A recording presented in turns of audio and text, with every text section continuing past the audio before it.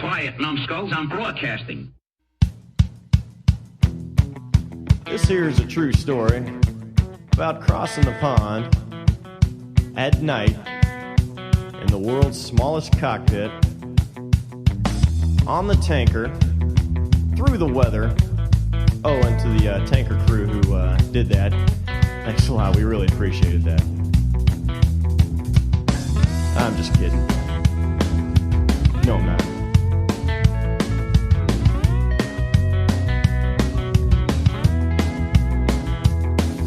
Well, there I was, crossing the pond, and you could see that I wasn't exactly fun. There I was, sitting in a child-sized raft 80 miles west of San Diego at night in November in a t-shirt and a flight suit and a busted PRC 90.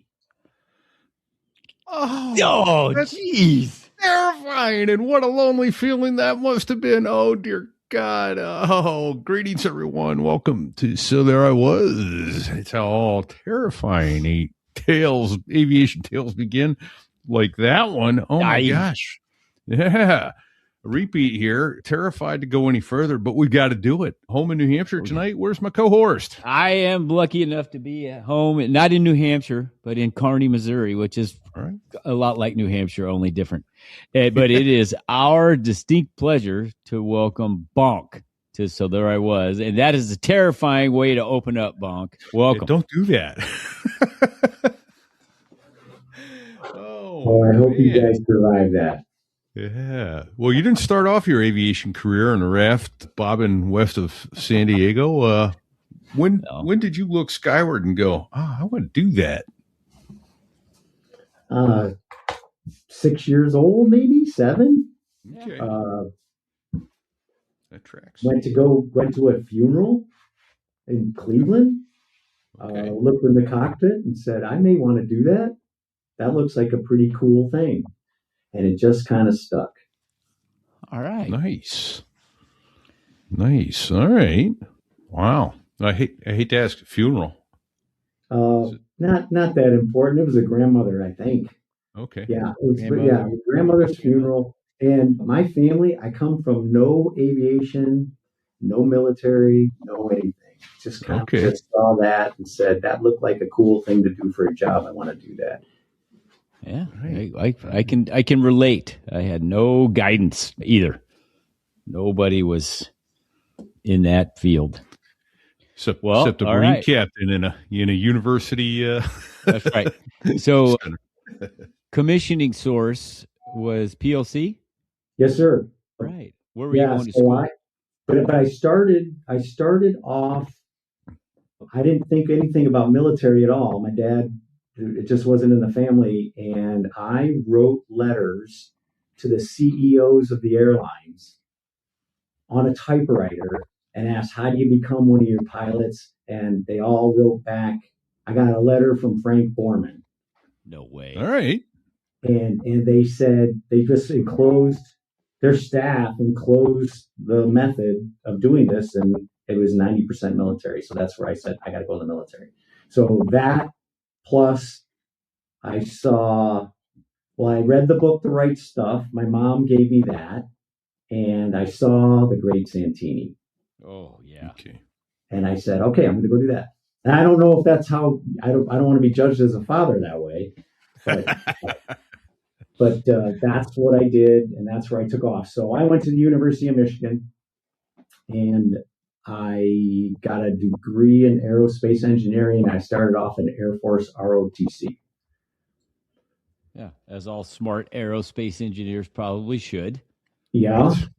That bit me a little bit. So Air Force ROTC and we didn't meld that well.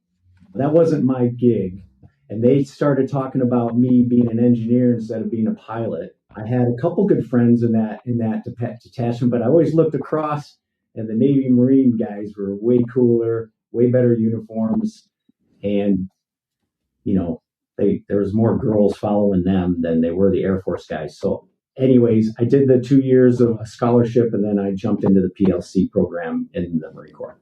Awesome. So you Would that have been the beginning of your junior year? Got into I PLC? actually did it between I did 2 6 weeks, like a knucklehead instead of 110. Yeah. And did it between my junior and senior year. Yeah, I failed life's IQ testing with bad. Aha! Well, Because listen, I actually thought if I go back for the second 6 weeks, like they would know me and I'd get a good deal. Did that work? Did that work? That was completely opposite. Yeah. A good foretelling of my judgment in the future. Well, my hats are off to both you guys for going back for the second 6 weeks. If it was left to my own devices, I probably wouldn't have gone. I did the 110-week thing. That was bad enough right there. That was about 9 weeks too many, right? Yeah. 10 weeks would have been perfect, not 2 6s. Yeah. Because in cap, so I got commissioned out of that and went to TBS after that. So I did my senior year at Michigan, graduated, and then did my senior PLC.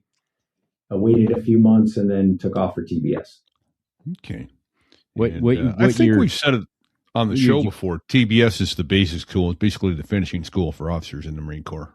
Used to be pilots back in the 70s. All pilots didn't have to go to TBS, and the Marine Corps changed that. It said everybody goes. So. That's probably everybody goes. It's probably for the best. What year was that you got commissioned? 83. 1983. Awesome. 1983 commission, yes. And then TBS for that first little deal there, doing my thing. Outstanding. Well, we got a lot to unpack here, so let's get going. So your 2 6-week vacations in Quantico, does anything stick out in your mind as memorable that you still have flashbacks on? Yes, failing eyes. Let's talk about that. Right. Well, they weren't, but they'd send us to go do these exams, and you couldn't get all the letters, and I don't know if that was intentional, but I was always worried about the failing eyes, and it turned out to be nothing, but I remember being worried about that all the time in TBS. Do you think it had anything to do with the fact that they never let you sleep? And your eyes are a muscle, and so they were always fatigued? It could have been that. It could have been just the stress or whatever. I don't know. I didn't want to stay in that life of not flying. I was there to fly. Right. And I think that's the most memorable thing about TBS, except for there was a major there. I'm not going to say his last name, but his call sign was E-Tool. And I think that was based on a way that he disposed of human beings in a previous conflict. I know who you're talking about. And he was a scary dude. Yeah. So E-Tool, to those who don't know, is about a 2.5 foot long sharpened shovel. Both. Well, it folds up. It folds up real nice. Yeah. You can put it it folds up short, but when unfolded, about 2.5 feet long, made of probably galvanized steel. A nice sharp blade on it. And, usually rusty. Yeah. Oh yeah. Yeah. I know exactly who you're talking about. Last name rhymes with Smith. Okay.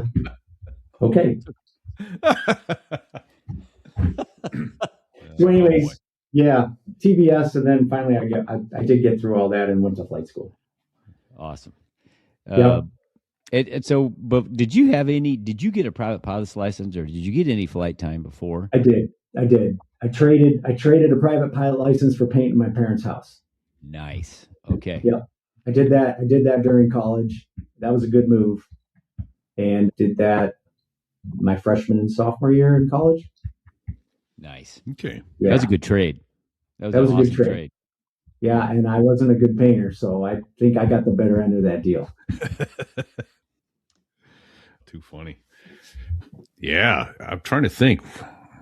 That would be an expensive paint job.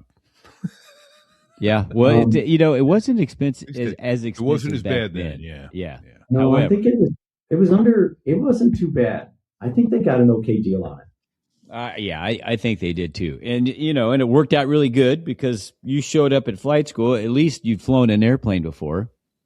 Several True. of our brethren had really never flown, maybe got an introductory flight or two, and that was that.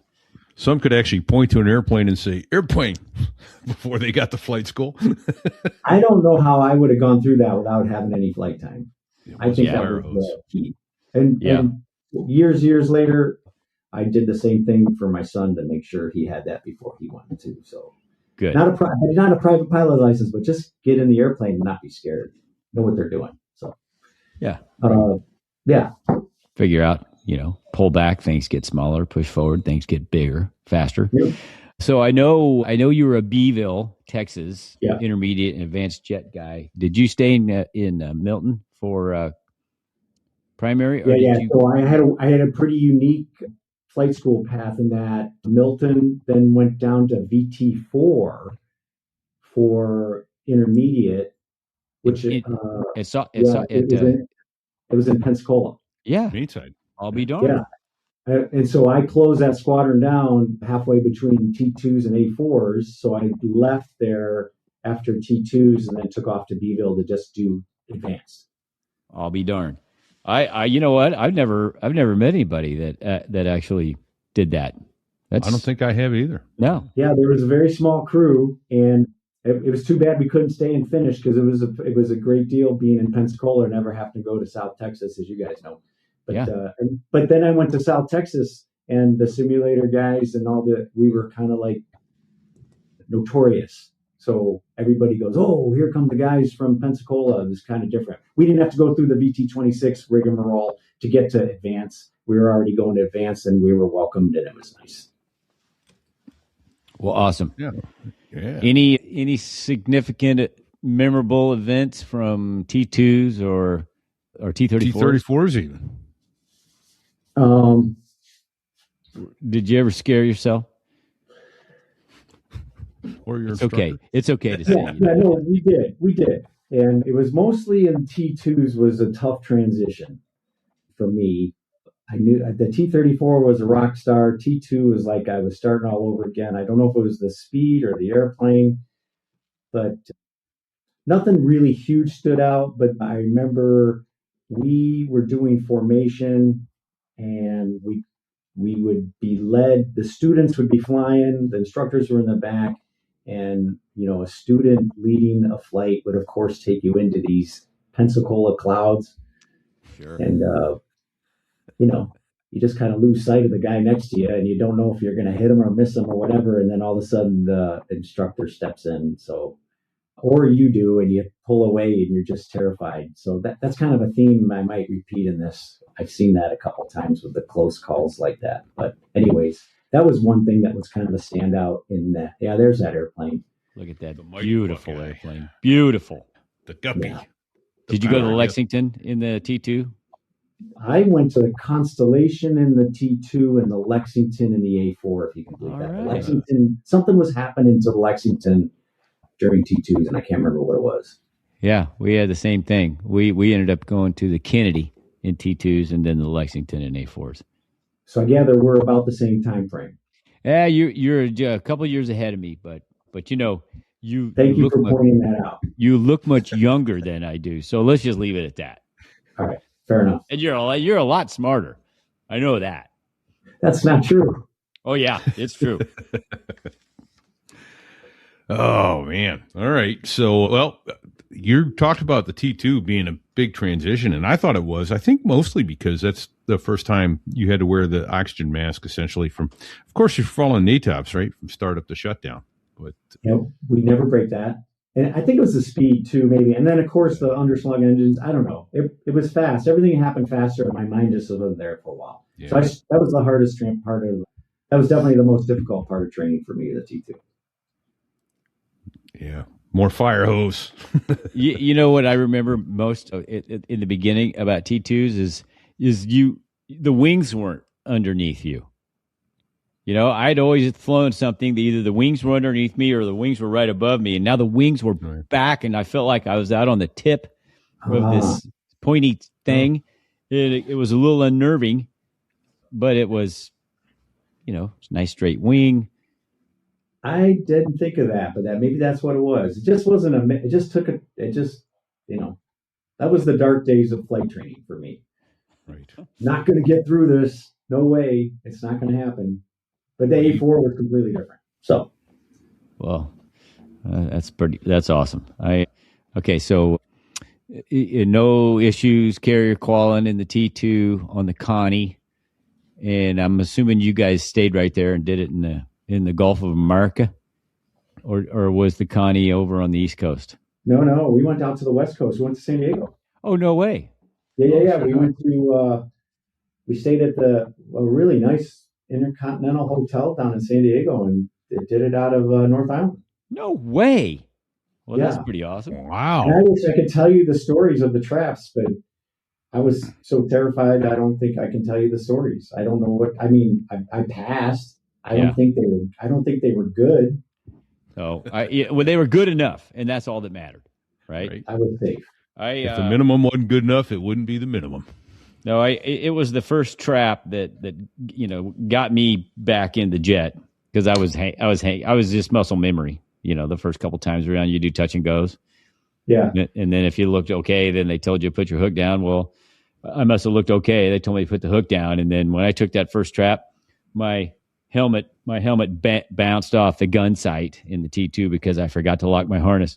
And it rung my bell, and it's put all the sweat that was on my brow onto the visor, which made it even more distracting. And then, my ears were ringing and everything from my head hitting the gun sight. And then God started talking to me, and I realized, pretty quick, it wasn't God. It was the air boss saying, we got you. You can pull the throttle back now. You got to get out of the way. Do you know what I remember about on the boat? Someone more powerful than God. Yeah. The T2, the first day you go out with an instructor on the first day of FCLP, I get into the pattern. I'm flying with a guy, no name mentioned, turned into like a Washington, D.C. lobbyist guy, super good looking dude. His call sign was GQ. And Marine F4, then just F4 guy. I don't even think he went Hornets. And doing the bounces out at Choctaw in Pensacola, which is an outlying field. Yes. And I'm nailing these things.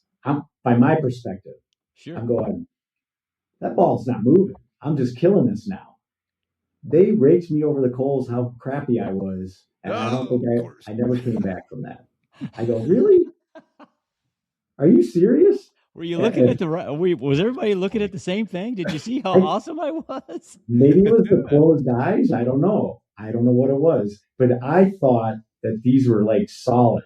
Like, yeah. They told me straight what they saw. And that was that. You're going to die. But this was so easy. Right. Wow. Well, so you made it, and that's all that matters. It was a qual. So then you had to pack all your trash and go to Beeville, Texas. That was probably a culture shock after spending all that time in Pensacola. That was culture shock. Ended up in Beeville, did A4s there. Went to the VT25. Yeah. And yeah. Oh, there you go. Okay. Nice. Yeah. So, were you married? No, I'm single. Okay. That's probably a good thing. Showing up in Beeville single is better than married. If you want to stay in. Well, the married part comes into Beeville later in my story if we get to it. But no, that time as a student, I showed up and charged through that pretty quickly. And I mean, it's an A4 story. I don't know if it happened because I ended up going back to Beeville as an instructor. Okay. Cool. But I don't know if you guys remember doing PMCFs in an A4, if you heard about it. Yeah. Yeah, actually, I did.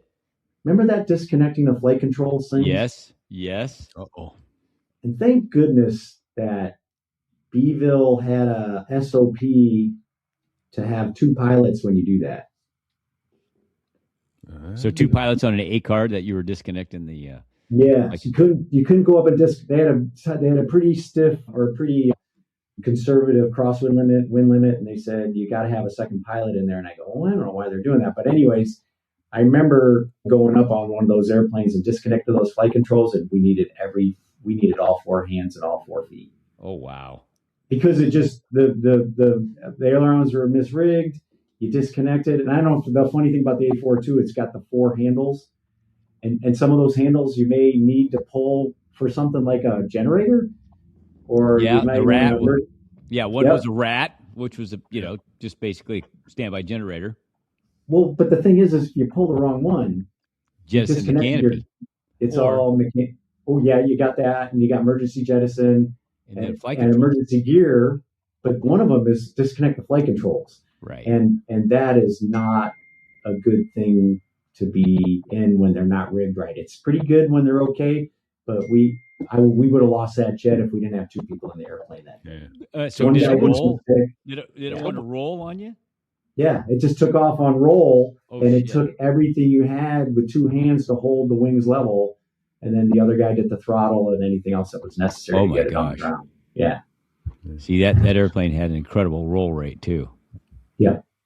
And I think the mechanics, they had an aileron tab out there. I don't think they set it by anything very precise. I think they just kind of hammered it where they thought it was supposed to be or something. Probably the TLAR. Yeah, the TLAR method. Yeah, that looks right. That looks about right. Anyways, that was a scary moment. And that was it. That's when you were an instructor. Pretty sure that was when I was an instructor. Yeah. I can't imagine a student going. I don't think students were supposed to be doing ACARs. Well, no, they did. I think they did. Instructors who go on out. There was a student that wasn't doing anything. They would take them out and do them. Okay. Well, I hadn't even thought of that. So I didn't either. Oh yeah. Did you teach in 25 as well, or did you go over to 24? I taught in 25. So we're skipping one tour in the VMFA 531, which is the subject of my I was there story. So you guys obviously you selected Hornets out of flight school because you did one F4s. Probably only had one F4 squadron at that point. They did out in Kaneohe. Was that the P? Oh, it wasn't the Photo Phantoms. It was the actual F4 squadron. No, it was an actual one out in K-Bay in Hawaii. So some of the guys, I think that was pretty much shut off by the time I selected. And the funny thing about selecting F-18s at my time was they were only given F-18s to Category 2 students for a really long time. The F-18 came out in like 83. They started giving them to some brand new students. That Cat 1, if you guys remember for the listeners, Cat 1 meant they had no previous gray airplane experience in any of the services. Okay. So they gave out a few, but then they stopped, and only previous F4 or A7 or other type of platform people were being assigned to go fly the F-18. Pure luck, like a lot of my career was. My week, they started assigning Cat 1 students to get the F-18. So a lot of guys in my class got Harriers. They got A4 mics. But the F-18 became available my year, and people started getting them. So. And you got them. I got them. Yeah. 531, and that was West Coast Squadron. West Coast Squadron now gone, because like when you get to be like me, your squadrons and your airplanes start getting retired. Yeah, we're suffering that right now. We're down to one Harrier. 1 month squadron. hence. It's 1 month left. You have one left.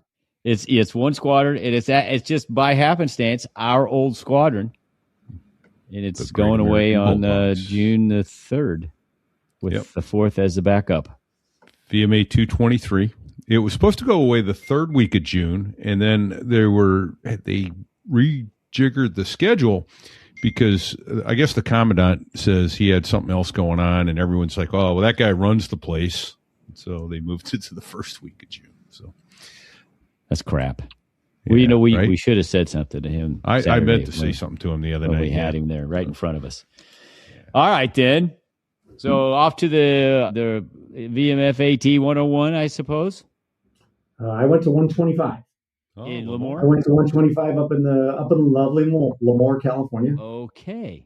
Yeah, and they fired us through fast. 6 months tops, 7 maybe, and we were done. Yeah. Yeah. You don't know how to start that thing in 6 months. Wow. So did you have much of a pool from in between primary and intermediate and advanced and all that, or did you go? No, my only pool is between AI, which is the academic portion right before flight school for anybody that doesn't know that. Aviation and indoctrination. starting. What's that? Aviation Indoctrination, AI. That's right. Yeah. Between that and flying the T-34 Charlie is where my pool was, and it was several months. Okay. But after that, I never had one. Just charged through, no wait. The only time was travel between Pensacola and getting out to Beeville. Wow, that's pretty awesome. That was almost unheard of. Yeah. During my path through, everybody was pooled up somewhere for a while. No, I was super fortunate with that. We just kept flying, and then all of a sudden we're up in Lemoore, and then they got computer-based training, and you have one flight with an instructor, and then you're on your own, and you're very comfortable starting the jet and doing everything with very little training except for computer-based stuff. So it sounded to me like you said you had one dual sortie, and then you're in the single seat the rest of the time. That's what I remember. What the hell?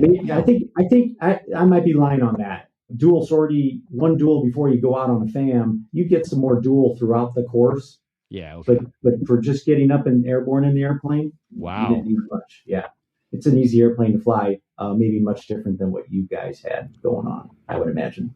Yeah. Well, there was a lot of supervision in the first 10 or so flights, wasn't there, RePete? Yeah, it was.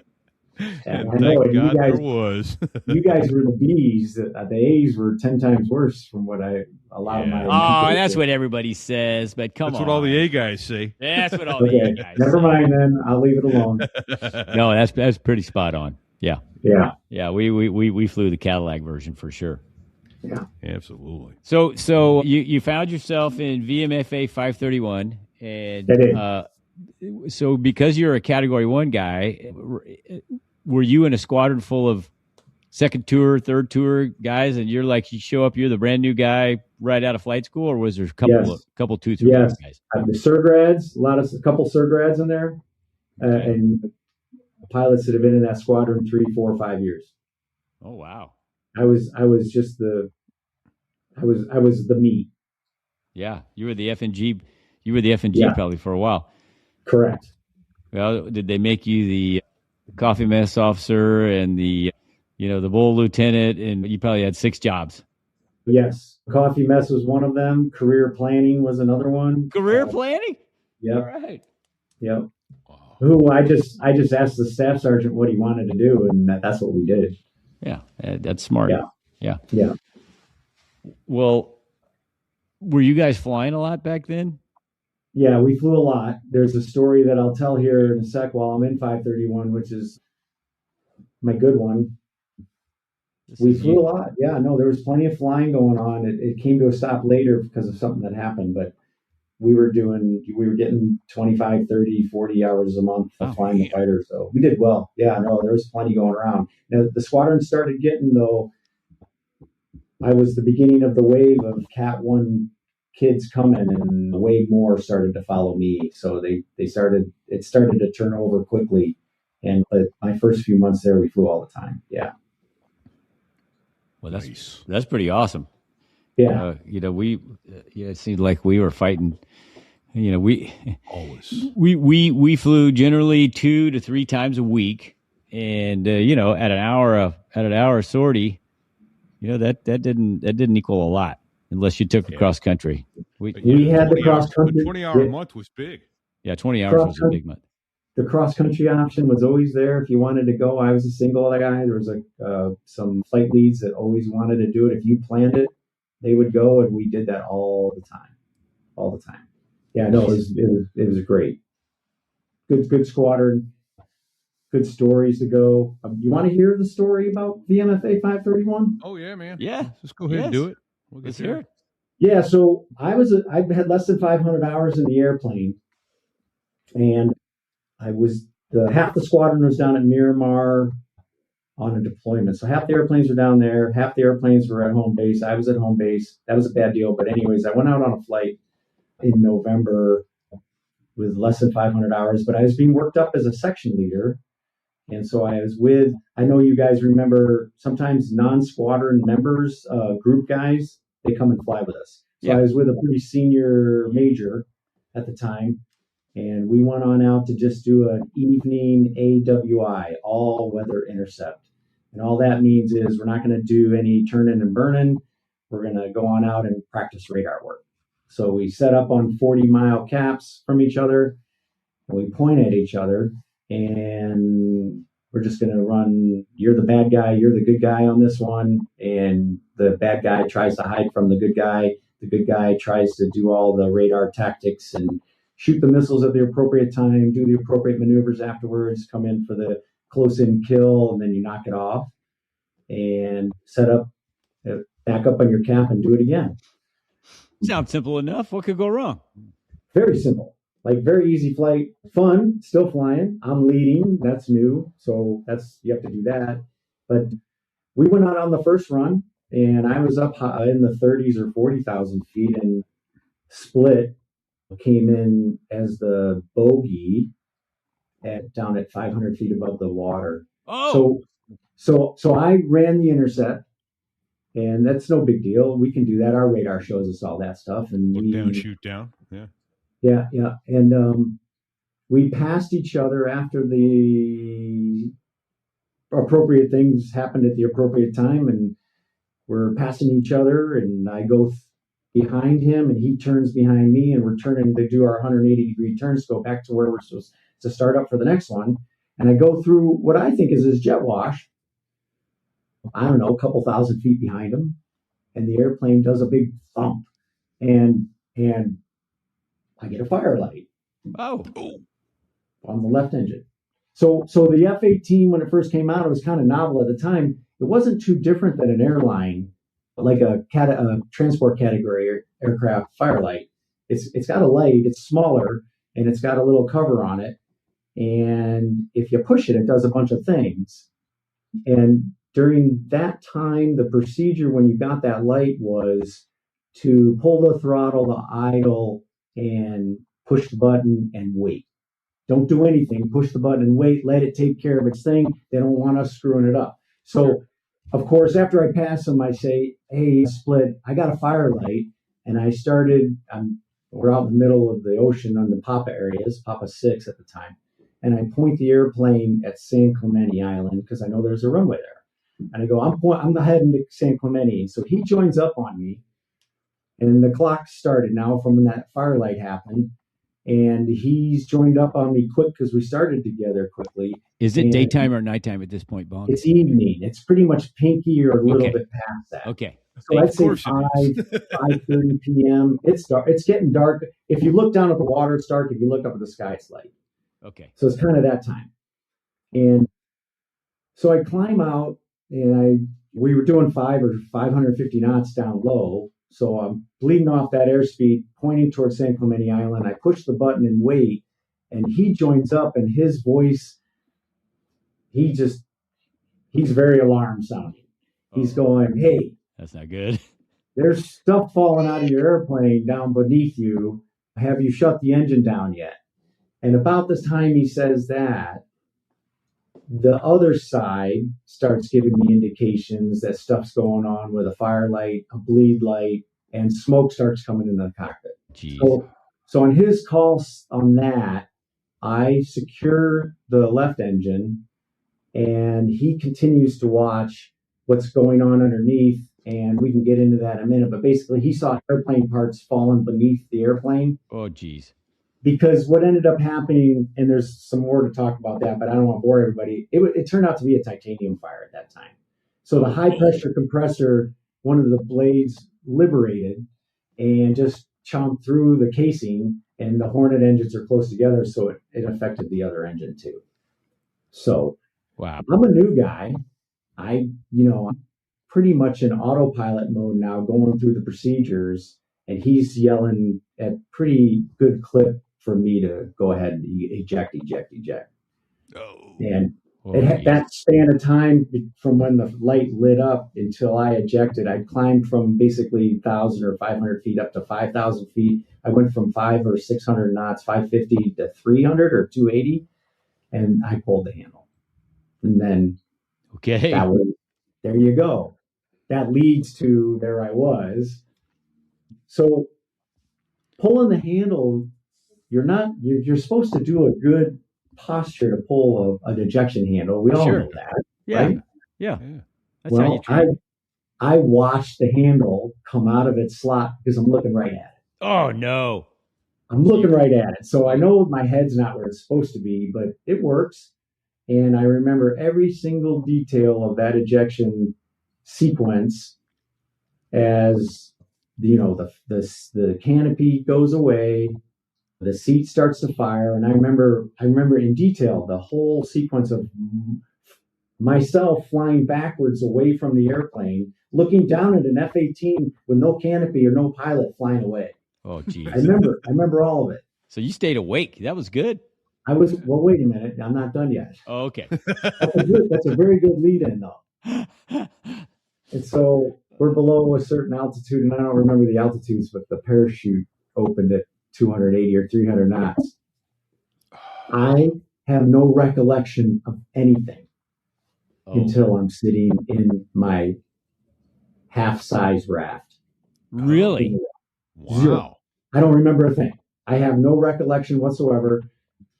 The next thing I remember the airplane flying away, and it's a super strange perspective as you're going away from it in your seat, but then the chute opened, and I don't remember anything. And the next thing I remember, I'm in my raft, sitting there in basically a t-shirt, a flight suit. My helmet flew off, and I have all my stuff laying out in front of me, and I'm trying to inventory my gear. And the radio, the PRC-90 is, for the listeners that don't know, it's the radio that we carry. It's pretty old, but there's a little rotary switch to turn it on. That thing was frozen. I couldn't turn it on. I'll be darned. And all I know about that time from when the chute opened until I'm sitting in my raft is what I heard from the pilot that was with me when I flew that day. Wow. So you had some rapid deceleration induced amnesia, because obviously you were your body got into the raft. Yeah, so, you were going through muscle memory. Your training took over. You got yourself in the raft, which is no small feat.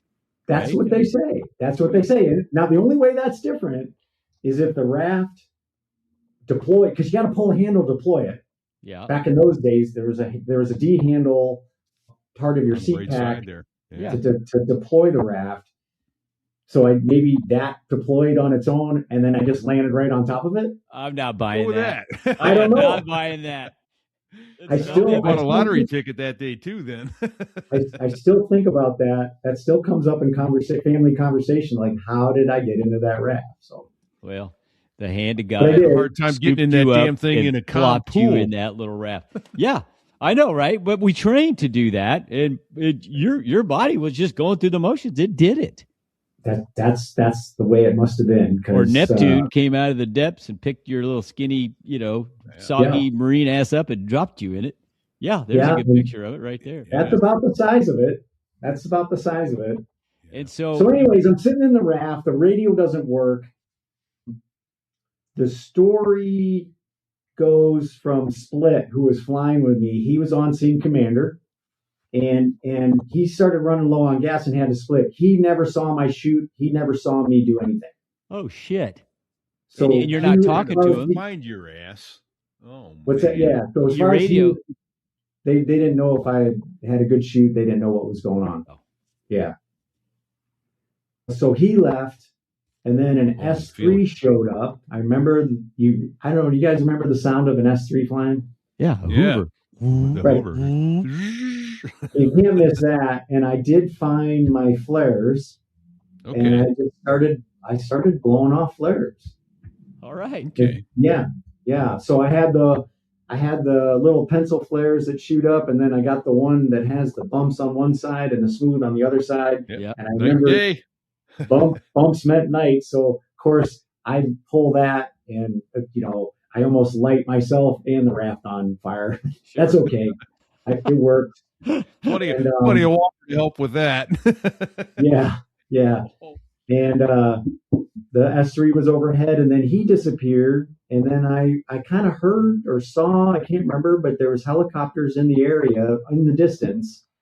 And I ended up being in the water for a total of about an hour. Okay. And then there was But helicopters that out got at chilly. Yeah. November. Yeah, I was hyperthermic, but that no big deal on that now. The helicopters saw my flares. So I'm sitting in the raft. The S3's gone, and then all of a sudden I'm in this storm of wind and light, which I assumed at the time. It's not like I looked up and identified it, but a helicopter had come over top of me, and a dude in a snorkel mask and gear pops out of the water with a knife. And I go, what the F? Right. Like, you can't make this up. And he did that. Of course, you guys probably know, and some of our listeners or your listeners do. He popped the raft so that it didn't go up into the rotors, and yanked me into the water, clipped me to him, and he pulled me up. You bastard! I was using that. Yeah. That's pretty awesome. Wow. Yeah. So what were the takeaways? The radio didn't work. I'm assuming it had passed inspection at some point before they put it on your flight gear. Well, guess who's supposed to inspect it who's supposed to pre-flight it before I go? Yeah. Oh, Yeah. there it is. There it is. There right it is. there. Yeah, you rotate that thing and make sure it works, and you listen to it. And I usually did, but I guess on that flight I didn't. I don't think it got damaged in the ejection, but it didn't work. It wasn't the ejection that damaged it. It was that rapid deceleration when the chute came out at 280 knots. That must have been it. So anyways, yeah, that was quite the experience. They pulled me up into the helicopter. I remember they have a litter up there. It was an H3. They chucked me on the litter, and they piled dozens of blankets on top of me, and I shook uncontrollably. I was freezing. I was absolutely freezing. So the big takeaway there is, and I never did it again, you don't go out over the water when you're going to be out there at night without a wetsuit. Dry suit, actually. Dry suit. Got to have something on. And the rules were pretty lax about that at the time. And they still today, I don't know if they are today, but I wore it. The para-riggers made me a really nice one that was comfortable. And I wore it whenever I went out at night. I always wore it. So, nice. Yeah, because I wouldn't have made it through the night. My body temperature, when I got to the hospital, they flew me to Balboa. My body temperature was 92, 93. Ooh.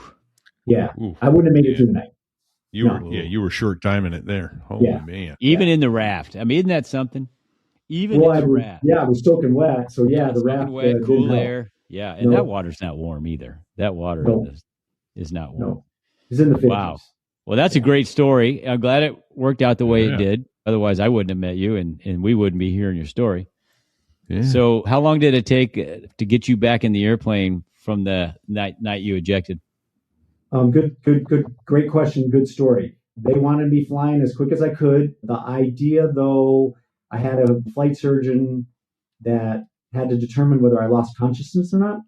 Oh, yeah. That was a big question because I don't remember anything. So he wrote down no loss of consciousness. So they got me in the airplane as soon as they could. And I was getting ready to go fly no more than a week later, probably 5, 6 days, 4, 5, 6. Wasn't long. They just signed it off because the major that I was flying was the witness, said there wasn't any foul play. This wasn't the first accident like that either. I was about the 5th. We had lost a Hornet down at Yuma near the border of Mexico for the same kind of stuff. That Hornet lost all its hydraulics, and Grizz had to eject from that. He was a MAWTS instructor.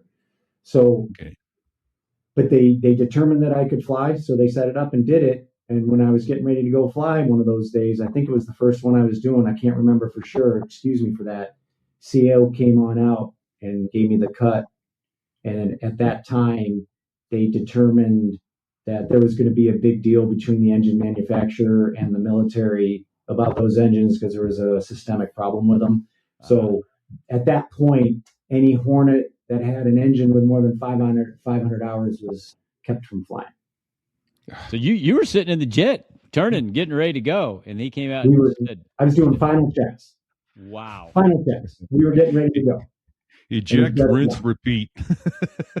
Correct. So that turned into a performance board They had to assign somebody to do the whole thing. It became very official all that time. And then I had to go through all that. They had, at the Marine Aircraft Group that I was at, which was MAG 11, they had 3 or 4 jets that they could share between all 3 squadrons to fly that had engines that were okay to fly. That'll limit your flight time. Yeah, we went through several of those iterations in the carrier, where they ground the entire fleet waiting to do inspections on turbine blades and all kinds of crazy shit. All right. Well, let's take just a moment to thank DC Artworks and OneSkin for sponsoring this episode. So there I was thinking, I don't need anything right now. And then I spent about 2 minutes on DCArtworks.net. And suddenly I had 3 ideas and a problem. Because once you see what Derek can do, you don't just browse, you start designing. DC Artworks is American-made, veteran-owned, and Derek builds metal art the way it should be done. Start with CNC cut, hardened steel for precision and strength. Then hand finish every piece so it actually has character. No thin metal, no shortcuts. No 2 pieces are the same. And this is the big one. About 95% of what he produces is custom. That means the best thing on the site might be the thing you haven't thought of yet. The design library on DCArtworks.net is updated daily, and you'll find a ton of great ideas there. But the real move is to reach out to Derek and say, here's what I'm thinking. And whether it's a personal piece, something for your hangar or office, or full business install, he can build it. He specializes in metal art and fabrication, powder coating, and multi-material engraving. So you get depth, color, detail that actually pops in person. He's also a military GPC vendor, and he offers bulk and repeat discounts and is one of the lowest priced vendors doing work at this level. We're already talking aviation projects, pilot wings, airline style ideas, all of it. But honestly, the best piece you'll ever own is the one that you helped create. And here's the standing deal for you, our listener. Go to DCArtworks.net, use code STIW, that's Sierra Tango India Whiskey, and get 20% off every order forever, even if something else is already discounted. So don't overthink this. Just go to DCArtworks.net, scroll for a minute or 2, then contact Derek and start the conversation. Because once you picture it on your wall, it's already happening. And thanks to DCArtworks.net for sponsoring this episode. Let me ask you, when did you start caring about skincare? Well, not that I ever thought I would, but I was brushing my teeth one day and I looked up in the mirror and there's this old guy staring at me. It scared the hell out of me. Yeah, that's a bad pre-flight. Right? Up until then, I didn't care. Not at all. Not a little bit. Not secretly. I had no interest in skincare. But then I realized that this isn't just looking tired. Something's actually changing under the surface. It's system degradation. Exactly. So I looked into OneSkin, and what caught my attention is they're not just selling moisturizer. They're targeting cellular aging. This OS1 thing? Right. OS1, a peptide designed to reduce those senescent, basically zombie cells. But here's the part I didn't expect. I tried it. And? Well, about a week in, I'm using a tiny amount every day, and it actually feels good. It's light. It's clean. It's gone in seconds. No grease, no residue. It feels good. So this isn't you becoming a skincare guy? No, and that's the whole point, right? This works even if you've never cared about this stuff, which was, and in fact, it kind of is me still, but there's lab data behind it. Things like improved skin barrier function, hydration, and all the markers tied to aging. So real signal still early? Exactly. Not magic, not reversing 20 or 40 years overnight, but more going on here than your average over-the-counter skin cream. Sun, stress, and a few G's. Yeah. We've put some miles on our airframes over the years, you know. So, yeah, something that's actually trying to improve how your skin functions, that got my attention. Well, Fig, the bottom line is this. Born from over a decade of longevity research, OneSkin's OS1 peptide is proven to target the visible signs of aging, helping you to unlock your healthiest skin now and as you age. For a limited time, try OneSkin with 15% off using the code So There I Was at oneskin.co/So There I Was. That's 15% off oneskin.co with code So There I Was. After you purchase, they're going to ask you where you heard about them. Please support our show and tell them that we sent you. And thank you to OneSkin for sponsoring this episode. So, obviously got past the board. It was the engine. But what doesn't make sense to me is why they were ready to get you going and then decided that because the engine was a problem, they had to take a look at it. Yes, great. It turned into a legal battle between engine manufacturer and DOD.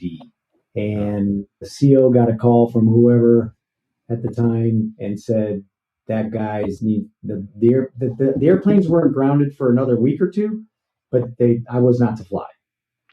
So The short answer is lawyers. Yeah. The short answer is what? I missed that. Lawyers. The short answer is lawyers. Yeah. It was all lawyers, and that problem persisted for months. They put a Band-Aid on it. They put some sort of coating on the engines that said that they could fly with higher engine time on them, and they got rid of that restriction until they redesigned the engines. Basically, one of the high-pressure compressor blades, they're held into those spools with like kind of an upside-down Christmas tree kind of thing. Right. Those were cracking and letting go, and it was the first time they had exotic materials in the engines that would burn titanium instead of fuel. The procedures to putting out that fire were based on a fuel fire at the time, which meant push your button, wait for the fuel to burn out, and then shut down the engine. But they ended up having more of these later because of the same thing. If you shut the engine down right away, you could save the airplane. You had to kill the engine almost immediately. Okay. That'd have been good to know early. That would have been good to know at the time. I didn't know it at the time. So I know at some point you're a MAWTS guy, and did you also go to test pilot school? Navy test pilot school? Naval? I did WTI, I did Top Gun, and I ended up at test pilot school as well. So you're a typical, what do we call those guys? RePete? Zipperhead? No. A non, unzip, put the knowledge in, zip it back up. No. Is it No, underachiever? Typical underachiever. Underachiever. That's right. Yeah. Holy shit. All right. So what came first luck. here? What came Well, first? the test pilot school wasn't luck, but all the school, MAWTS and WTI and Top Gun, there's a story to that, how I got that. It's not like I was out there competing in a class and they go, you won the trophy and you're going. Got to give you your shot. Hold on a second. You mean you weren't on a carrier and the number one guy lost his nerve and turned in his wing? That didn't happen to you?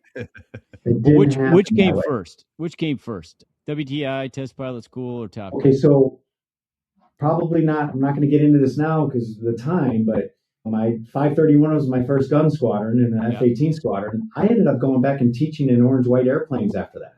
Oh, okay. Okay. That was very rare.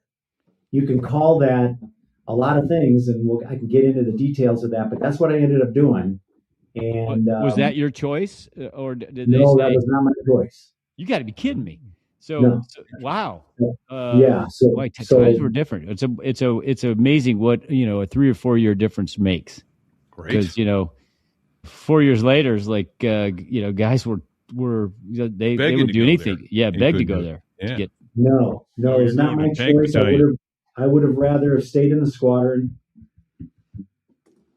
I'm not going to get into all those details right now unless you want to hear them all. But so did they threaten you with a fact tour or no?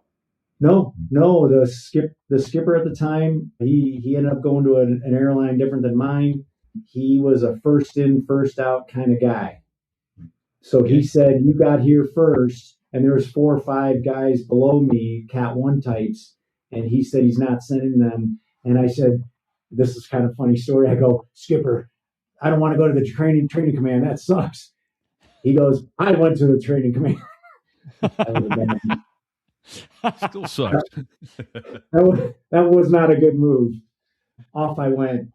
Training command turned out great. 50 hours a month. I became the ACM model manager for all of Sinatra while I was there, just because of I wasn't a Top Gun grad then, but I had done ACTI and I had fought the Hornet for a little over 2 years in my squadron. So the training command worked out really well. But ACM, what's that stand for? ACM. That's air combat maneuvering. Thank you. The Air Force likes to call it basic fighter maneuvers. Advanced flight students in the A4 would spend 8 to 10 flights before they graduate or before they go to the boat, and they would go through an air combat maneuvering course. So that's basically dogfighting, teaching them the basics of the dogfighting thing, fighting airplanes. Yeah. Oh, and the other one we got to give there is Sinatra, old Blue Eyes himself. Okay, so Beeville aviation training. Yes, Beeville had 2 A4 squadrons. Meridian, I think, had 1. Kingsville had 2. Sinatra overlooked all of that. Yeah, those were aircraft wings, and Sinatra was in charge of all the wings. So RePete. I'm doing the math here, mental math in my head. You were a Beeville guy, were you not? I was. Yeah. What Bonk? What years were you at Beeville as an instructor? Would that have been like 88, 89? Yeah. So I got my wings in 86. So I ended up going to Beeville. I was in Beeville when I missed my Gulf War. Oh, so that was nice. There. Oh, okay. That's 91, right? Yeah. Yeah. RePete and I were in VMA 223 at that time. So you guys just missed each other a little bit by a year and a half. Yeah, I finished up in 89 in Beeville. So commissioned in 84, finished up in 89, 5 years later. Yeah, because I got my wings in 86 in Beeville. Then I went away 88, 87, 88. I probably just missed you because I must have gotten there right around 90 or 91. Yeah. Okay. So you spent the first Gulf War flying orange and white jets in Beeville. Yes, and my tour was shortened. It was a 3-year tour, and they shortened it to 2 because they swore that they would lose 30% of their pilots in the Gulf War. Right. And the other thing on that too is if I had not gone and stayed in my squadron, VMFA 531, I still would have missed it because they ended up in Iapuni and not in the war. Oh my gosh. Yeah. Well, we RePete and I watched the whole thing. We feel your pain, brother. we watched the war on CNN. The only East Coast gun squadron not to deploy during the war. I didn't realize the significance of that until 5 years ago. Isn't that something? That was significant. I mean, I really didn't. I should have, but missing that war was a big deal. It was a big deal. I mean, it was the only shoot war, our time frame had. Yeah. And we watched the whole damn thing like you did on TV. And what's it like? There's the guys in the club that were at the war, and there's the guys at the club that weren't at the war. Yep. That's right. That's it. So, significant event in a Marine pilot's career. Yes. Totally. So King or tour in the training command and then back to the fleet, or did you go to back to the fleet a year early, and I'm back. My wife and I don't know. Wait, hold on a second. Where did you scoop up this wife? Was this second time through Beeville? She wasn't from Beeville. She lived in San Diego, but we were out in El Centro doing a weapons deck. And you were hanging out in San Diego. Yes. All right. Enough said. Yeah. Been there. Okay. Got there it. You go. Awesome. Yeah. So I was, and that was the day when we met to call her for a date. I had to use a payphone. Yeah. In a phone booth. So, there you go. Yeah. Kids nowadays don't know what that is. Yeah, I know. And that's okay. We'll just keep it between us. But anyways, we ended up coming back to El Toro. And when you first get orders there, you end up, your name is on a list at the group before you get assigned to squadron. I didn't know what squadron I was going to go to. This is going to bounce around a little bit, but I'll try and make it real snappy. I was in the parking lot of the commissary, and a guy there named Skymo, we'll call him, he was going to take over the Snakes, the MFA 323. He had already slated for that command. I don't even know if they slated for command then, but he was taking it over. when I was in 531, I didn't tell this story. I had spent 6 months in a tent in Korea because Iakuni runway was closed. Okay. And that was our UDP deployment. And he was in a sister squadron in those tents. He was the maintenance officer. He was taking over a squadron in El Toro when I got back there. And in the parking lot of the commissary, he basically just goes, "Hey, Bonk, you want to be my training officer?" And I said, "Sure." And that was it. So that wrote me my tickets to go to WTI and Top Gun. Nice. That was it. Death Rattlers. Yeah. Nice. So I became the training officer of VMF 323 because of seeing SkyMo in the parking lot in commissary, and we had flown together and done some stuff together in Yecheon, Korea, out in the middle of nowhere. Wow. Yeah. All right. And I'm drawing a blank on this call sign, but I went through all the flight school with this dude, and he's at the same big boy job we are. The last name rhymes with Helgeson.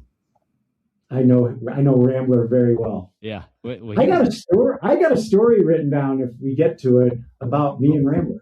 Okay. Well, let's get to it. We just got to it. We're here. Yeah, man. Let's do it.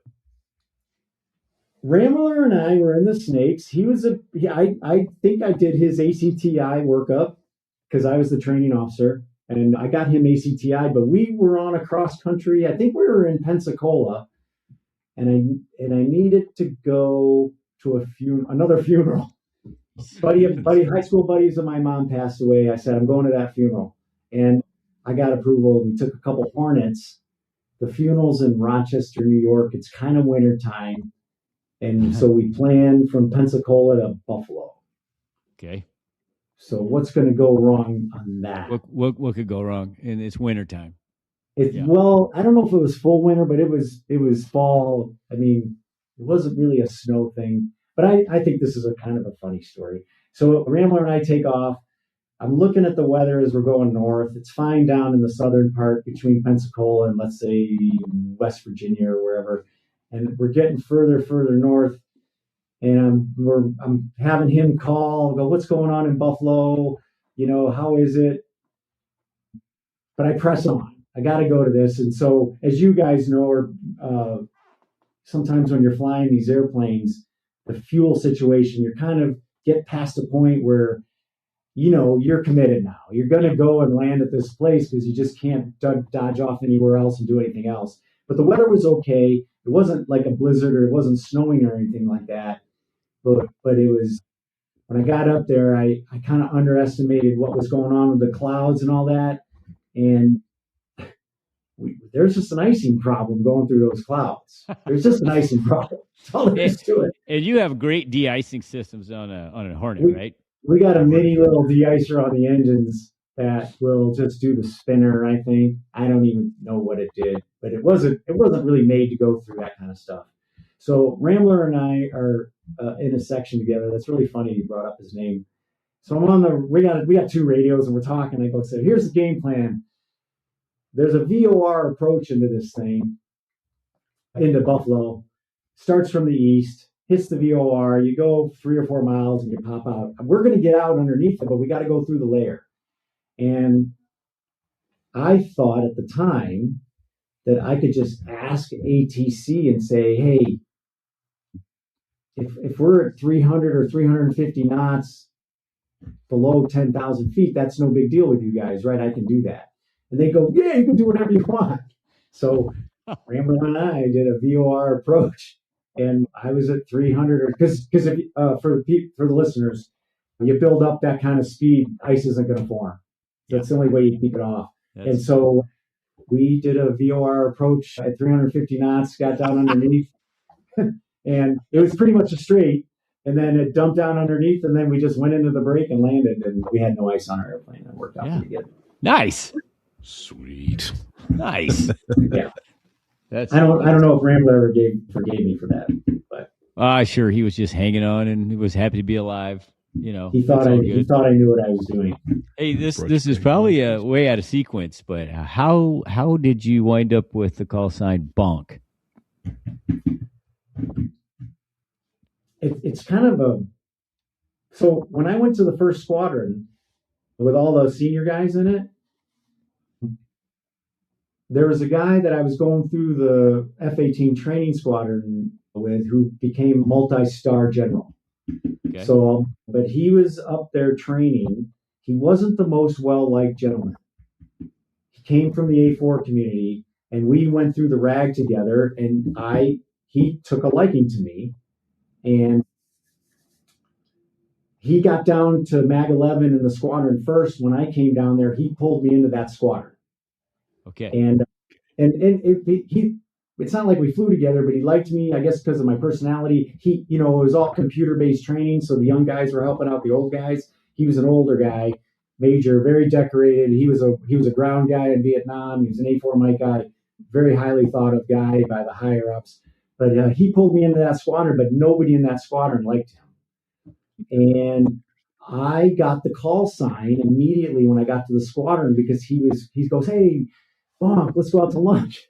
Hey, let's do this." Because he was the XO at the time. Yeah. And, nobody was hanging with him. So I didn't know any better. I'm a brand new guy. Nobody's taking me under their wing. So I go, "Yeah, let's go out to lunch." And then we go out to lunch at the tower, and all the bubbas are there. I became Shadow. So Shadow, I became Shadow right away. And then months later, we're out in 29 Palms in the tents. And we had a pilot that was quite the comedian. And we had been to the club, we'd been drinking. No. And he was doing a one-man show, cracking everybody up in our tent. This is a big general purpose tent. We're not in a little pup tent piled on each other. There's lots of room for everybody in there. And he started calling me Bonk. Just nope. Out of thin air? Thin air. He just started calling me Bonk, and everybody goes, "Wait a minute, who's Bonk? What's Bonk? Who's Bonk?" And he goes, "Oh, Bonk is Shadow. The XO stopped to get a drink of water, and he bonked it." All right. Okay. Man. Thank you. That's good. I didn't know if it was an acronym for something, but that's even better. It's the cartoon bonk noise coming out like when Batman used to hit somebody. Yeah. Pow. Yeah. Pow. Bonk. Yeah. Crash. So it stuck. That's a good call sign. There you go. Yeah. There are much worse ones to have. Yeah. Could have been a lot worse. Ass kisser. Something like that. Yeah. Could have been a lot worse. All right. So, wow. So where's this leave us? Whoa. So I'm the training officer in 323. I was doing the top. I went to WTI and Top Gun. I had to go to WTI with all the war guys, and I pretty much sucked at first. Got through it. I'd been in the training command, and now I'm doing all the stuff at MAWTS and doing all the DAS missions and CAS missions and all the stuff that we're supposed to know. And these guys are the war guys, and I'm not. But I got through it all. And became the training officer at 323 and had a good training program. Top Gun was a blast. That was the best thing going since sliced bread. Yeah. Take an airplane down to Miramar at the time and fly 2 flights a day with another Marine who has a Hornet. We go out and just have a blast. And then that's when I put a package in. I had an aerospace engineering degree from Michigan. I put the package in to go to TPS. Okay. Did you get it on the first shot? Yeah, I did. They 323. We were getting brand new jets. We were picking up new Lot 15 F-18s out of St. Louis from McDonnell Douglas at the time. The squadron was getting ready to chop to the Constellation, I believe. I can't remember what the CAG was. Sorry, Navy guys. I should know all that. And then I got orders to go to class, and I left. Wow. And I ended up only a little over 2 years at that squadron, but I did the training pilot or the pilot training officer job and had a blast doing that. That was the best job in the Marine Corps. The training officer job? Yeah. Awesome. Nice. Yeah. So test pilot school, how'd you like that? Test pilot school was a phenomenal one. I'll say this. Once you learn how to write and use so we got to remember, these are the days of DOS computers. Windows 95 had just come out. Yeah. In Pax River at the test pilot school, they had a whole study room full of computers with Windows on it. Until you learned all how the format, how they wanted you to write, and how to use the computers to do tables and to do paragraphs and write, because you had to write these reports. It was horrible until you learned how to do that. Once you learned how to do all that, it was a blast. It was a blast. It wasn't a ton of flying, but it was a bunch of flying of different types of airplanes. So their job there was to get you comfortable in no matter what the airplane is, and be able to describe it and write about it, of how that airplane flies, how it performs, in a language where engineers and pilots could both understand it.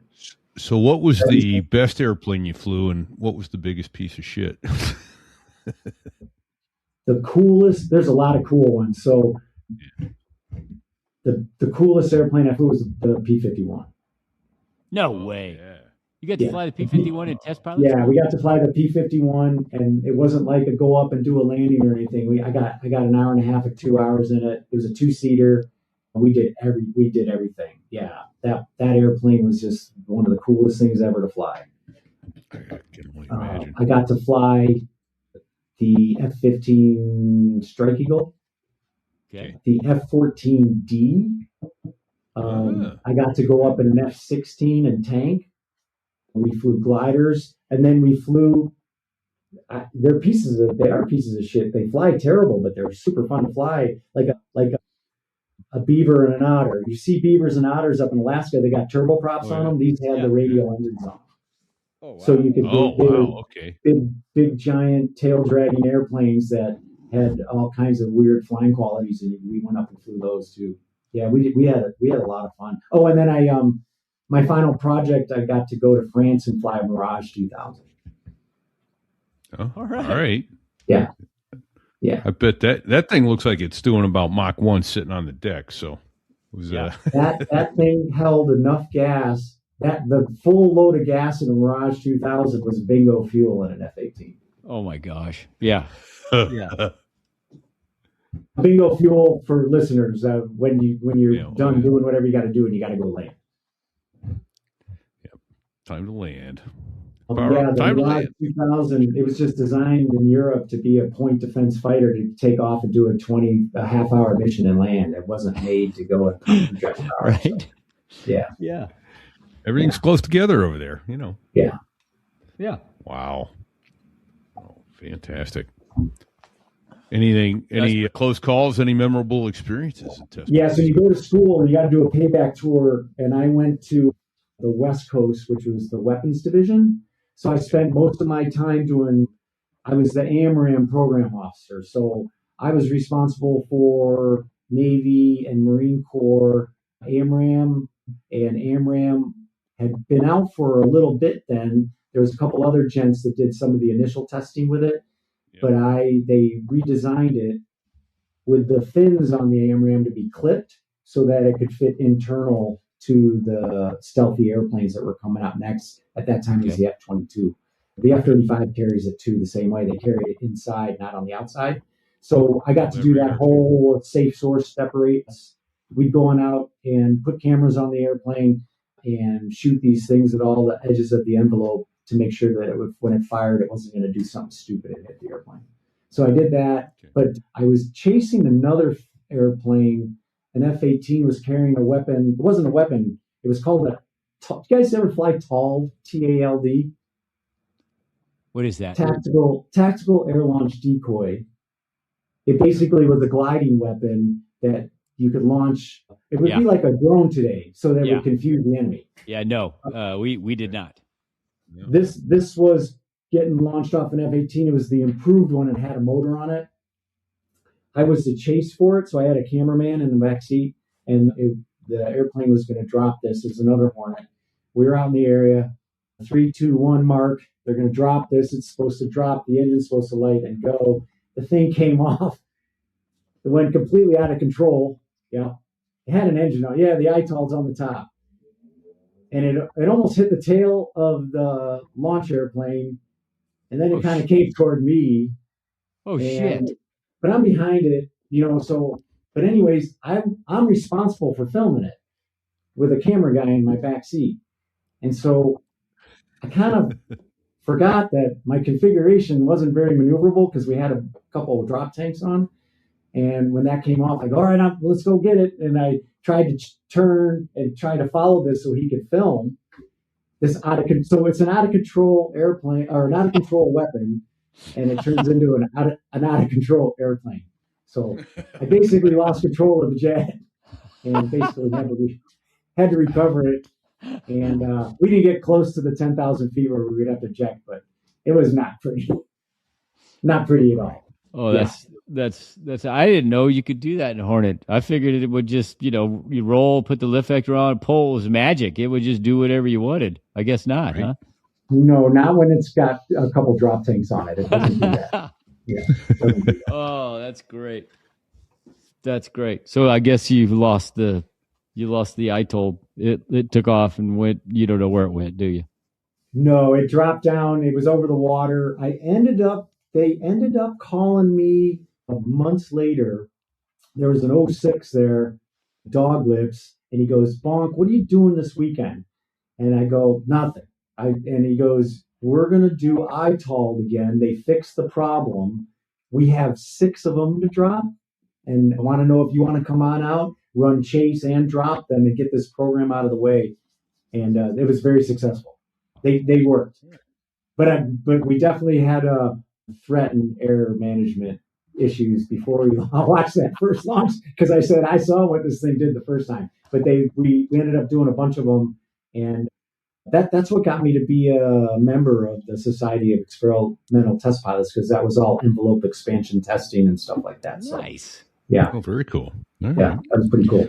And it occurs to me, I don't think we've ever talked about the AMRAAM before. It's an air-to-air missile. It's the missile to shoot. Yes, it's an advanced range air-to-air missile, advanced medium air. See, here I am. I don't even know. My son, who's an F-35 pilot, is going to kill me for blowing that. AMRAAM, right? Yeah. That was the first. It's semi-active. So the first long-range missiles that we worked were AIM-7s. You would have to keep the target illuminated with your radar to hit it.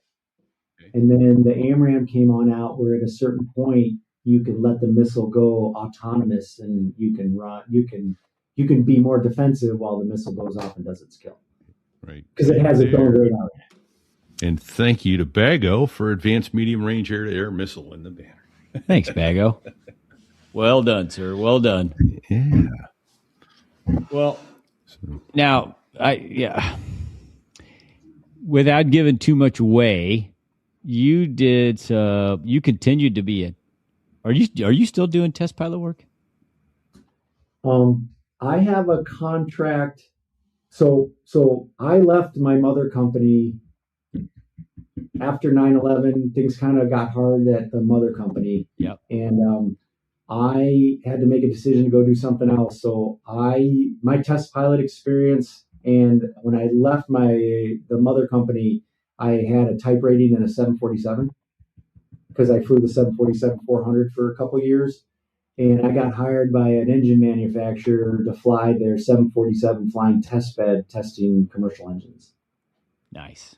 Yeah, so I did that. I thought it was going to be a 3-year hiatus. It was a voluntary furlough. I didn't get furloughed, and I took off and did that. And they offered me a salary that was way better than I was making at United. And that's okay. We'll beep that out. We'll okay, thanks. Sorry about that, you guys. And went there, and I thought it was going to be a 3-year deal, and it ended up being like an 8. And I ended up being an engineering test pilot, became a chief test pilot, and I did that for 8 years. I left on great terms, and they kept me on contract.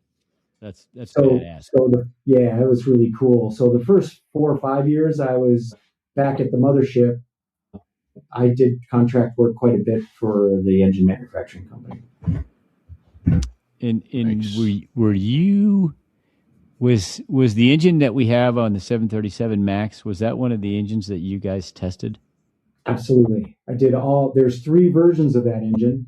And we did all 3 versions. We certified all 3 engines, 3 versions of those. So there was an A, B, and C version. I'll be darned. Yeah, we have the B. So how dumbed down are the flight manuals for the line pilots? Oh gosh. Yes. There's no description for that. Yeah. So there's a reason I asked that question. He's long retired now, but we had a gent who was going for his type rating in the MD-11, and they asked him about the FADEC, and he explained how it worked. And the guy's like, "That's not how it works at all." He goes, "Well, actually, it is." He goes, "No, the book tells it right here, and here's how it works." And he goes, "Well, that's what the book says, but I was on the team that designed the FADEC at GE, and here's how it really works." Like, oh. Yeah. Yeah. That's so true, RePete. Yeah. We did flights. We had, so that's the 747-100 that we started on. If you look up, they have a 400 now that just got a new paint job. And one of my projects while I was there was to bring that 400. We bought it from JAL, Japan Airlines, and you do a huge modification to it to make the. Well, at least they didn't make you paint it to get your type rating in it. You know, unlike your parents who made you paint their house. Well, how do you know that's not true? Yeah. Well, that's true. Maybe they did make you paint it. You must do a lot of these to remember that from my story to tie that into here. That's pretty good. Yeah. Closing the circle, man. Closing the circle. He's tied the bow. Tied the bow. That's pretty good. Oh, man. Well, go ahead, Bonk. I didn't mean to interrupt. Well, I know it's running long. Don't you worry about that. That's RePete's problem. Don't worry about it. We had the coolest thing at that GE, at that job. We had to do negative or zero G testing on the engines. There's the new one with the new paint job. Isn't that amazing? Wow, that's pretty. Yeah. And that's a 747-400. Notice it has no winglets. Yep. Yeah. Yep. There's a reason for that, but I won't get into that here. But he doesn't think we're smart enough to know what he's talking about, and that's okay. We're no. There's no no down reason for for line that. pilots. There's no reason for that. But one of the airplane manufacturers for less than zero G or zero G testing, they didn't care if you just went on out and got a couple seconds here, a couple seconds there. So we'd go on out and go 30 degrees nose up, push, 30 degrees nose up, push. But then we were doing one of the other versions of the engine, and that airplane manufacturer goes, no. We want 10 seconds. Oh. We want 10 seconds. You got to do 10 seconds of zero G.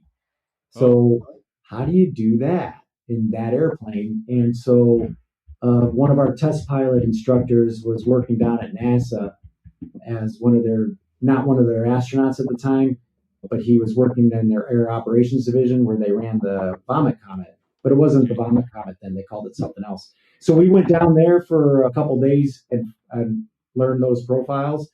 And then we came on up in GE and flew that airplane and did those profiles one day. And it was one of the coolest things ever.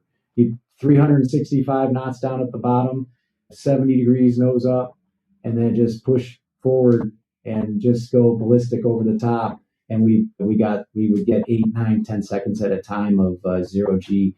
All 4 engine low pressure, oil pressure lights light up at the same time. But we checked all that. It was an engine manufacturer, and those other engines were made by the engine manufacturer, so they assured us that it could do that. And we went out one day and did that, and that was probably one of the coolest things I've ever done in a big airplane. Pretty awesome. Yeah, man. That's a big airplane cool. to do. That's pretty sporty. Yeah. So imagine too, you're going over the apex of that, and you don't have flying speed. So the big brief there was if you have a problem up at the top, don't do anything up there. Get your airspeed back and handle it when you get down lower. Because we were below flying airspeed at the top. What cool. kind of airspeed are we talking about at the top? Oh, I would say 130 knots, 150, 140, something like that. It was you were truly ballistic over the top. Yeah. Yeah, wow. that's the way those what do they call those? Zero G parabola flights? Yeah. Something like that. I think that's what it's called. Yeah. Wow. Pretty cool stuff. Yeah, it's good stuff, man. Yeah.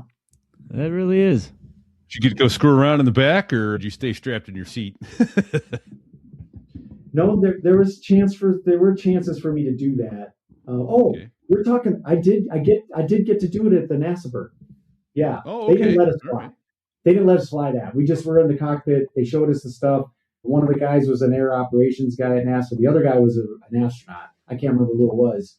But then, yeah, no, we did the somersaults and all that stuff. And there was a whole bunch of engineers in the back floating around and all that kind of stuff. That's fun.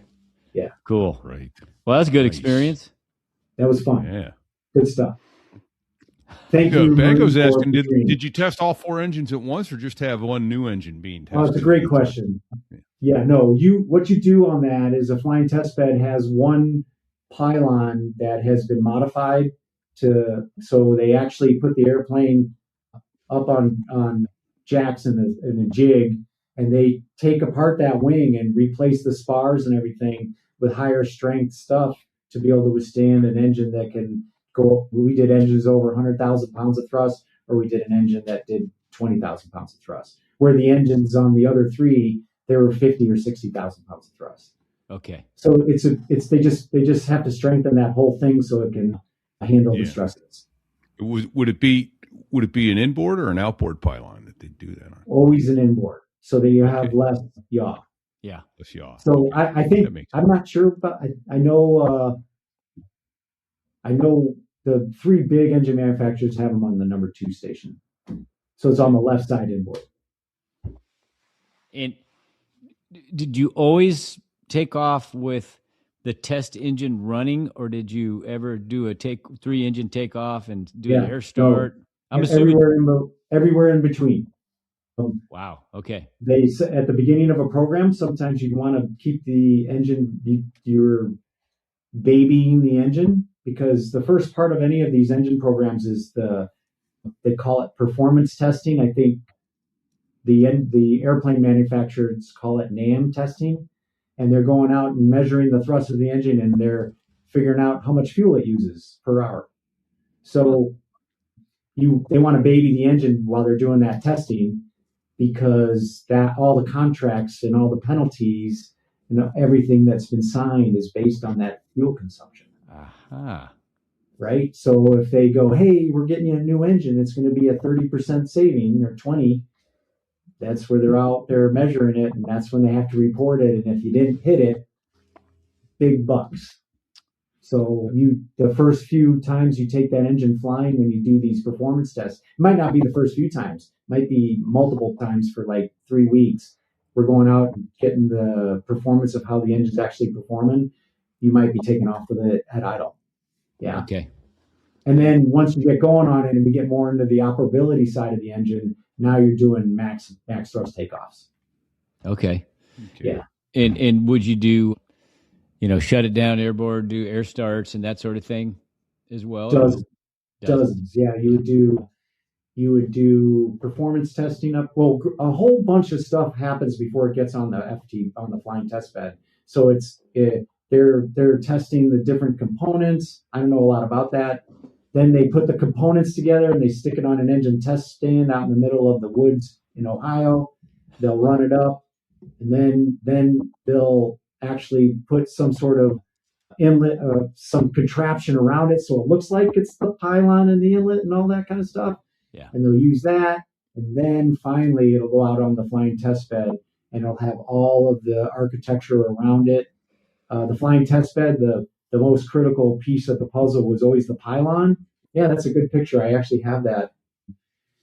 I have a picture just like that on my phone. So the pylon's very interesting because the pylon matches the engine in the front, but it has to match the flying test bed, the old 747 in the back. Those pylons were one-of-a-kind builds, and they were the long pole in the tent for the program to get those done. Very expensive to get them done. And for those just listening, it was a picture of the left wing with the number 2 pylon being different, much different than the... Yeah, it's a very interesting way to do it. Yeah. And then so we go on off and do the performance, then we do the operability, and you'd go on up and slam it forward, full thrust, idle. They'd work on the fuel schedules. We had guys, you were talking about the FADEC. We had control engineers in the back, and they couldn't do anything they wanted, but we would, in the pre-flight planning, they would be able to change the coding on the FADECs in flight. So they could change the fuel schedules. They could change all this stuff. It was way over my head, and I was supposedly an aerospace engineer, but they could do all that kind of stuff in the back and change it on the fly if we were having troubles getting it relit, or if it was stalling in a certain condition. They could redo it and find where the edge of the envelope was and be able to build all the graphs and all the stuff you have in the flight manual for doing restarts, all that kind of stuff. All that stuff's like, it's very interesting, but it's, PFM. You start talking to regular line pilots about that stuff, I start glazing over, get a little drool going. Yeah. Yeah. Are you guys having that drool problem right now? No. Don't get me wrong. We've had actually 2 Boeing test pilots on. Both were awesome. And this is good stuff. It is good stuff. It's really good. And Bago asks, and I think he's right. FADEC, full automatic digital engine control. So it's no longer carbureted or fuel injected. This thing is, it's fuel. I guess the best way to describe it is you push the throttle up and the computer goes, okay, I know what you want. Okay. Yeah, it says, I want this N1 or this EPR, and we will do everything to make that happen. Yeah. That's it. Amazing. That's what the FADEC does. It's amazing. Well, Bonk, how many hours did you end up with in the Hornet? 2,000, just under 2,000. I missed my 2,000 patch. I think I'm 1950-ish. Oh, that's just wrong. That's rude. Let's just call it 2,000 between us girls. Well, I think the 2,000 patch wearers would not be happy. Oh yeah, they're probably all war fighters too. So yeah, they went to the war and I did not. Yeah. What's your highest time airplane? 737. Yeah, it's the Hornet. Because I was 1,000 in the Skyhawk, and I was small airplanes, gray airplanes. Okay. Yeah. Hornet. Yeah. I had just at 1,000 hours in the Skyhawk. Yeah. You did it. You did a training? You did an instructor tour. I did. Yeah. Were you a cert grad, or did you do it later? No, I did a tour in my Harrier squadron, and then I went to Kingsville, and I flew the TA4 and the T45 concurrently. I was so they were just phasing that thing in. Yeah, I was initial cadre guy that stood up the T45. I was flying with students in the TA4, and I was checking out new instructors in the T45. It was a great gig. Great. Now, that T45 had nose wheel steering problems at the beginning, didn't it? It did. Yes, I remember that. It did. It had a high gain, low gain steering, meaning if you pushed a button on the stick, it put it in high gain, which means you could steer it pretty aggressively.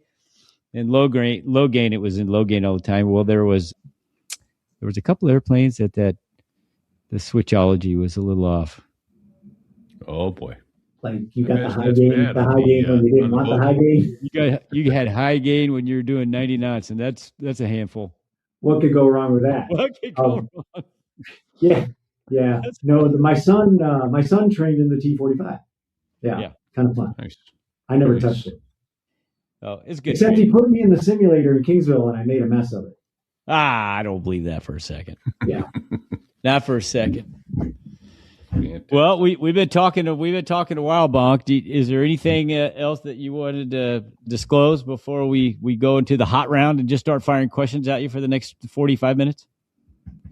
I'm pretty good, you guys. I mean, I can come up with some more if you want, but I feel like we touched on a few things. I mean, I'm an old guy, so there's a lot of stuff. So, well, you know how it normally goes is a half hour from now, you're going to go, oh, I should have said this. Oh, or I should have said that. So just you come back and tell make a couple bullets, and then we'll have you back for a reattack.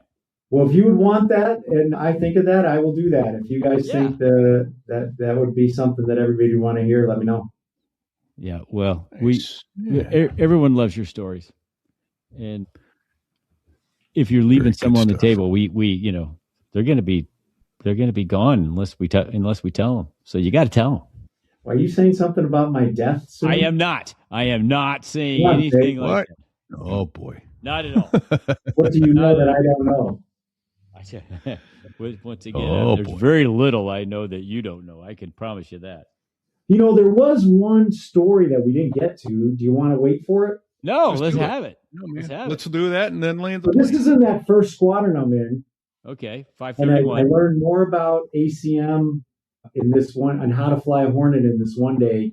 I was with one of the senior guys. He'd been in the squadron 4 or 5 years, and we went out and did EVM. I don't know what it stands for, but we went out and fought helicopters. Oh, okay. So we were in the Chocolate Mountain Range north of Yuma, and we were out there, doing a 2v2 against helicopters. And I don't remember how the mission went. That was a difficult task to do in an F-18. But yeah.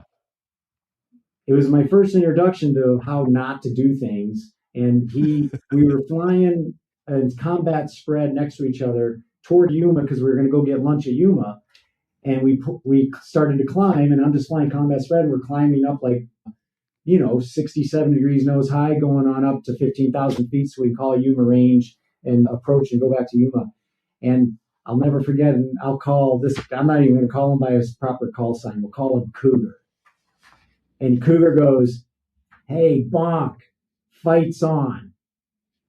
And I'm a brand new guy, right? So for all the listeners, so what he's telling me to do is let's fight the airplanes, but you never do that without a brief and talking about the rules of engagement. And there's all these safety things because you can't just do that without. And so of course I'm competitive. I'm new at the squadron, so I go, I want to do this. So we're parked nose up. The F-18, like you guys said earlier, in the right configuration, you can indicate 50 knots and be at this super high angle of attack, and the airplane will stay where it is. It won't do anything squirrely like maybe the AV-8 will.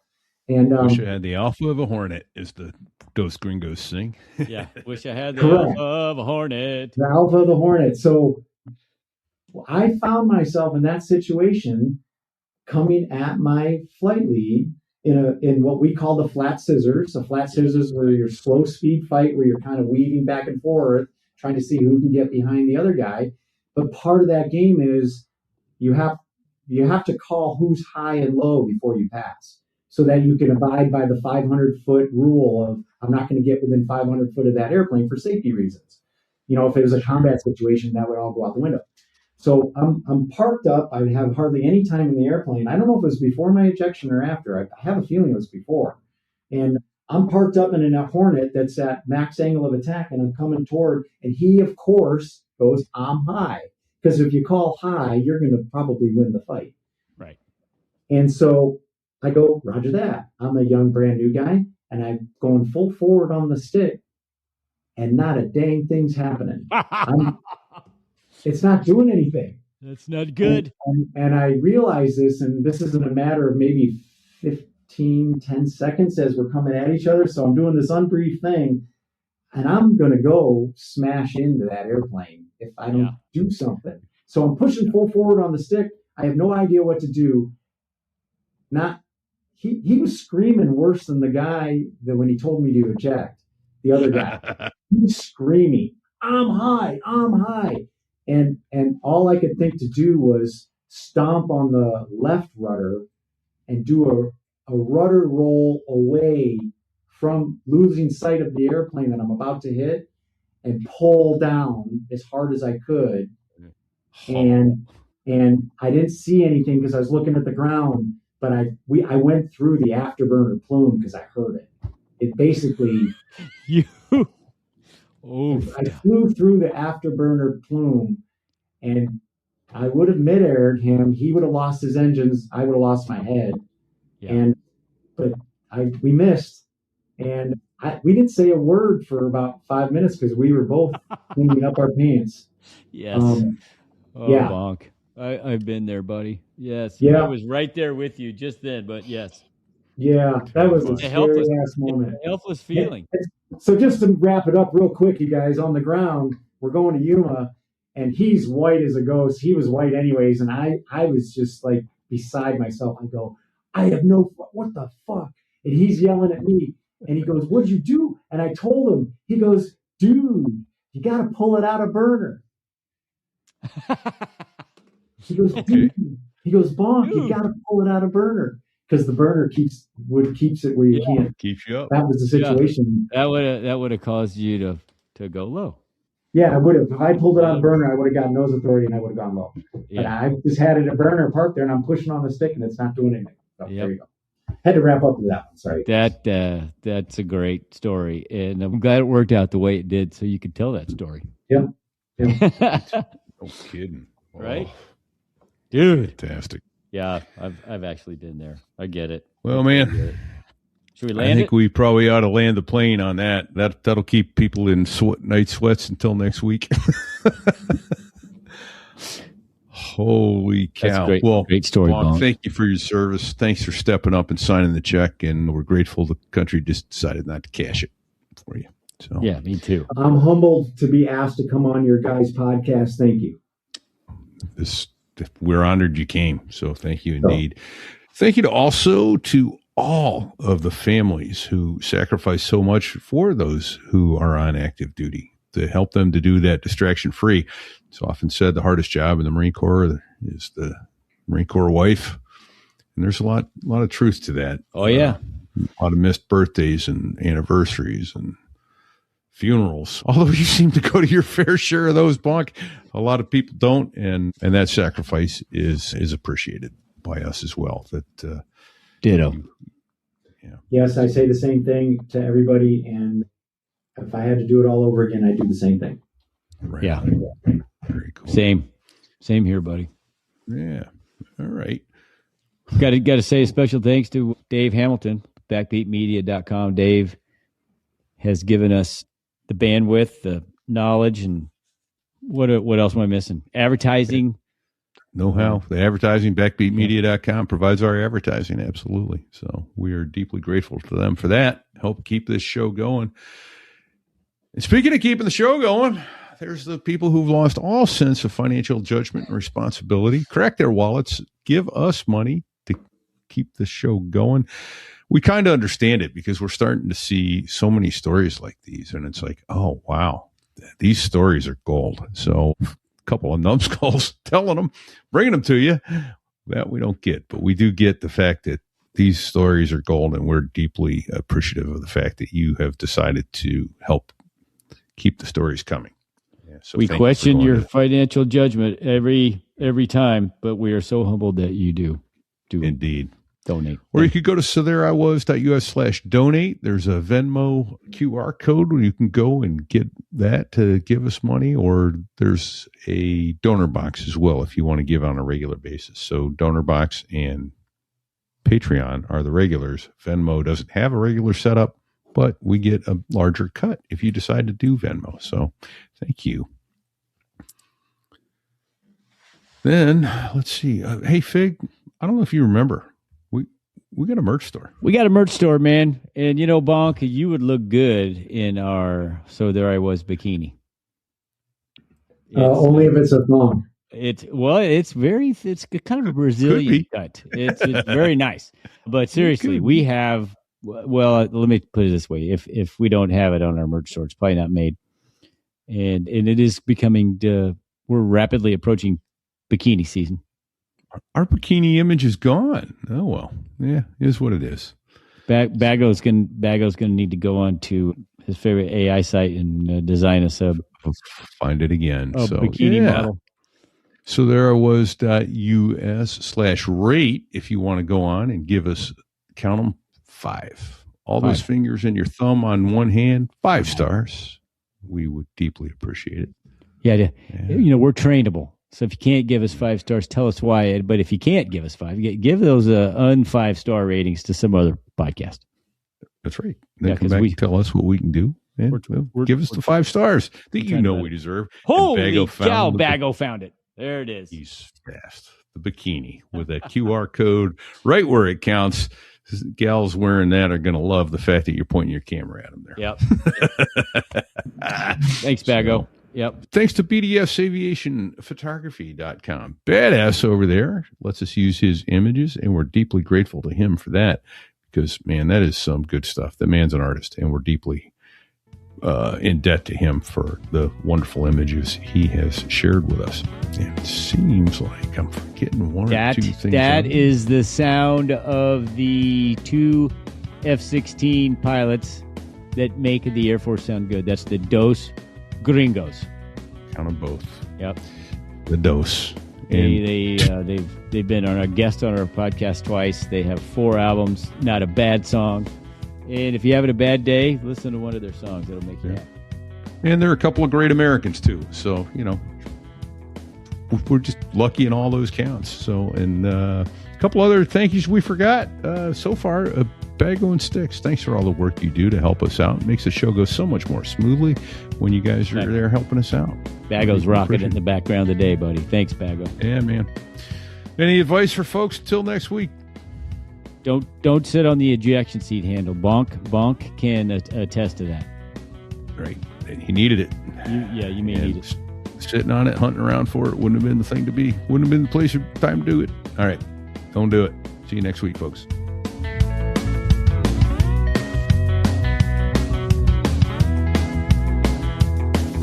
Well, there I was, crossing the pond, and you could see that I wasn't exactly fond of all the shit I was wearing on that day.